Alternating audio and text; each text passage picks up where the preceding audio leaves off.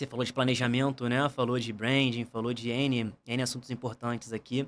E eu acho que marketing também envolve muita criatividade, né? Porque marketing é chamar atenção muitas vezes, né? Eu acho que marketing é uma parte do processo para uma conversão. Eu falo isso mais da área do digital ali, né? O marketing faz a pessoa se engajar, ela olha, ela se impacta e aí ela toma uma atitude com base naquilo que o marketing está direcionando para ela, seja entrar no site, uma mensagem e tal. Sim. Então o marketing ele tem essa necessidade de chamar a atenção positivamente, né? E isso envolve, de repente, criatividade.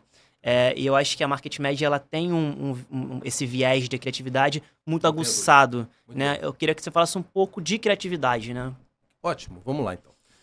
Eu vou começar dando um exemplo disso, que eu acho fantástico. Eu li há pouco tempo, gostei muito da história. É de uma odontopediatra de Curitiba. Eu agora não estou me lembrando o nome dela, mas ela é um exemplo clássico disso, né? Uhum. Ela passou a pensar com a cabeça da paciente dela ou do paciente dela. Mas quem é o paciente dela? É a mamãe? É a titia? Não. O paciente dela é a criança, porque ela é uma odontopediatra. Ela cuida de dentinhos na primeira, e segunda e terceira infância. Então, essa médica, ela criou, olha isso, ela criou um consultório onde, ela inaugurou um consultório em Curitiba, que era a Casa da Fada. Então, ela ornamentou e decorou todo o consultório como se fosse um castelo. Perfeito. Olha isso. Tô imaginando. Um castelo, sabe? Então, a criança, ao entrar num consultório, ela não estava entrando num consultório odontológico, ela estava entrando no castelo da fada, sabe? E o mais interessante de tudo isso é que essa dentista, ela se vestia de fada. Não bastava... Era uma odontopediatria. odontopediatria. Ela não bastava a decoração, sabe? Legal. Ela ia de fada para o consultório. Eu achei engraçadíssimo, porque teve uma matéria dela no Pequenas Empresas, Grandes Negócios, eu achei muito bom, em que o artigo mostrou ela dirigindo, indo para o consultório, ela vestida de fada. Ela teve um problema inicial, que era entrar com um chapéu dentro do carro. Mas ela conseguiu superar isso e ela foi vestida de fada, dirigindo, e ela sai do estacionamento com uma saia de fada e vai, sem o menor problema. Imagina a recepção. Imagina. Chegou ela. O mais interessante é que a secretária era uma fada, sabe? Isso é sensacional, gente. Eu estou falando aqui de criatividade, o quanto... A gente está rindo, mas tem toda uma questão de negócios, claro, dentro lógico. desse contexto. Não há dúvida disso. Se ela exagerou ou não importa. O fato é que ela conquistou o que ela queria. As pacientes e os pequenos pacientes dela hoje têm prazer em ir ao dentista, o que é um terror normalmente na vida dos pequenos. Então, transformou-se esse momento drástico num momento mágico. Isso é criatividade. Eu costumo dar dica sempre quando falo de criatividade. É importante isso, porque Um abraço para a doutora Fada, antes da gente continuar o Pois assunto. eu lamento Você chegou bastante. na nossa mesa aqui, o seu branding deu certo. Eu lamento bastante não me lembrar o nome dela, mas realmente basta buscar que você vai achar isso. É muito interessante o case. E é um case de sucesso, sabe? E a gente tem muitos outros nesse sentido. Isso é importante, Bernardo. Quando a gente fala de criatividade, a gente tem que entender que se você não é criativo, porque você é um profissional técnico, você é alguém que estava e se formou numa área que é muito séria, não há dúvida disso. Você passou como médico, como dentista, como psicólogo, num processo de construção de imagem, de profissionalismo, numa universidade séria. Então, às vezes, aflorar a criatividade para o marketing não é tão simples assim. Por isso é necessário você contar com alguém que realmente possa fazer isso. Né? Como eu falei logo no início, a gente tem hoje uma equipe muito coesa e muito experiente com a área da saúde, claro, entre tantas coisas, a explorar também a criatividade possível para que essas pessoas, para que esses nossos clientes deem certo, deem resultados. Uma das dicas que eu dou para quem quer explorar um pouco mais a criatividade é passar a fazer perguntas. Perguntas que você normalmente não faria. As perguntas são o grande segredo da criatividade. Quando você faz perguntas como se fosse uma criança, por exemplo, né? Quando você Criança, você já percebeu? Ela não tem medo de perguntar. Não tem. Né? É o E dane-se. são perguntas assim. boas demais, né? São perguntas boas, ótimas, Parecem engraçadas. bobas, mas você não sabe responder. Aos olhos dos adultos, são bobas. Mas É. aos olhos das crianças, são, no mínimo, criativas. Porque elas não entendem e elas querem entender. São genuínas. São genuínas. Então, assim, faça perguntas como se fosse uma criança. Uhum. Comece a desenvolver a sua parte criativa nesse sentido, sabe? Eu tenho um caso desse engraçado. Meu filho, aos 7, 8 anos, por exemplo, eu ia buscá-lo todos os dias no colégio. Eu estou só dando um exemplo de como a pergunta feita por uma criança pode ser inocente e boba ao mesmo tempo aos olhos dos adultos, mas importante para se despertar a criatividade, sabe?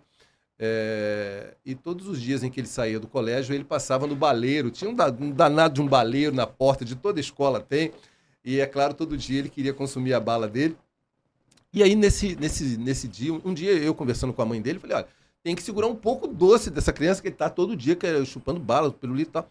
E uma das maneiras que a gente viu para resolver esse processo foi limitar um pouco. Mas como limitar? Se todo dia ele estava acostumado a passar lá e a comprar balas, né? E aí eu fiz um acerto com ele numa segunda-feira. Quase né? que um contrato. Quase que um contrato com uma criança. Olha a minha inocência, né? Eu falei, olha, você pode comprar balas na quantidade que você quiser, desde que seja um dia apenas por semana. Eu ainda, na minha inocência, achando que ele ia comprar a mesma quantidade. E aí ele olhou para mim e falou assim, pode ser hoje? Era uma segunda-feira. Eu falei, pode ser hoje. Então passamos no baleiro, ele comprou, claro, um monte de bala, porque eu falei a ele que ele podia comprar na quantidade que queria, ele encheu os bolsinhos de bala. Tudo bem? E pensei comigo também, na minha inocência, de que ele ia se planejar para chupar essas balas durante toda a semana, já que ele só poderia comprar balas na semana seguinte. Mas você esperava um planejamento estratégico dele? Só para saber. Nem tanto, não. Nem tanto. E aí, claro que as balas acabaram no mesmo dia. Imagina. E no dia seguinte, era terça-feira, e ele me pediu, vamos comprar bala hoje, quando eu fui buscá-lo no colégio? Eu falei, Perfeito. não, nós fizemos um trato e você só vai comprar bala na segunda-feira. Lógico. E ele concordou comigo e vamos comprar bala só na segunda. Na quarta-feira, chegamos de novo, eu buscando ele na sala, ele olhou para mim e perguntou, hoje é segunda-feira, pai? Eu falei, não, filho, hoje é quarta-feira. Tá, no dia seguinte era quinta, hoje é segunda-feira? Não. Claro, ele estava de olho nas balas, então estava doido para que as segundas-feiras chegassem. E aí chegou na sexta, hoje é segunda-feira, pai? Não é segunda-feira. Ele, por que tem muita segunda-feira? Perdão, por que tem muito ontem, muito amanhã e pouca segunda-feira, né? Ou seja, ele me perguntou assim, ontem foi segunda-feira e eu perdi o dia, amanhã vai ser segunda-feira, eu tenho direito à bala. E eu falei, também não. Segunda-feira é só na outra semana. Ele, por que tem muito ontem, muito amanhã e pouca segunda-feira? Pouca segunda-feira. Então, assim, é uma pergunta idiota, aos nossos olhos mas há de se entender que as crianças fazem essa pergunta por não compreender nada. Não compreender.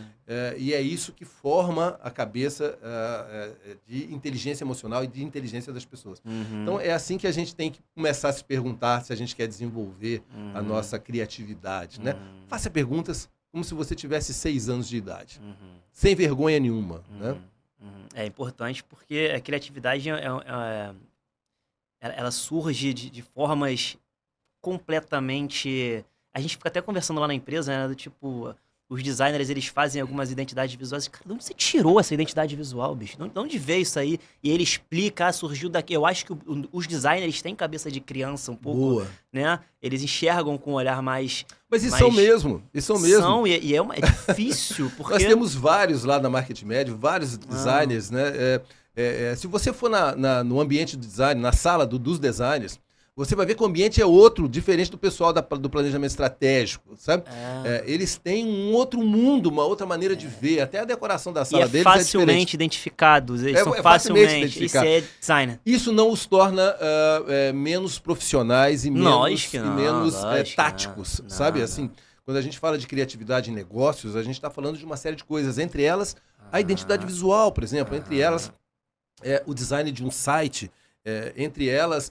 a formatação e o layout de um post gráfico, né, que tem que ter criatividade, porque tem que ser diferente dos outros, para não ser tudo igual, tem que ser diferente dos outros, mas que tem que cumprir um papel, sabe? Tem um objetivo. Em cada peça de design tem que se cumprir um papel. Então, a criatividade na área de design, ela é muito bem explorada, muito bem trabalhada, mas são crianças Bom, todos nós somos, né? Uhum. Já dizia um diretor de filmes inglês, né? Adultos são crianças que devem dinheiro. Somos todos crianças, né? Então, na verdade, os designs deixam isso aflorar e de forma muito criativa e de forma muito boa, sabe? Uhum. Sem perder o foco, o que é Uhum. muito importante.